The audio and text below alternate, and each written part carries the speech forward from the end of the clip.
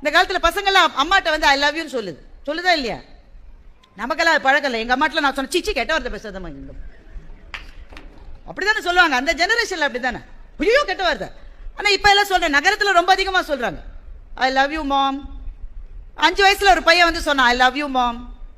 உடனே அம்மா I love you too darling, செல்லக்குட்டி எனக்கு ரொம்ப பிடிக்கும்டா ஒன்ன, ஐ லவ் யூடா அம்மா சொல்றேன். 12 வயசுல பையன் வந்து அம்மாட்ட சொன்னான் மாம் ஐ லவ் யூ மாம். என்கிட்ட காசு இல்லை, கேட்காத, நிச்சயமாவே தரமாட்டேன். உங்க அப்பா சொல்லியிருக்காருப்பா, என்கிட்ட காசு இல்லை. இப்போ பையனுக்கு 24 வயசாச்சு. அம்மாவை பார்க்க வந்தான். அம்மா பிஸியா இருக்கியா? இல்லை சொல்லு ஐ லவ் யூம்மா.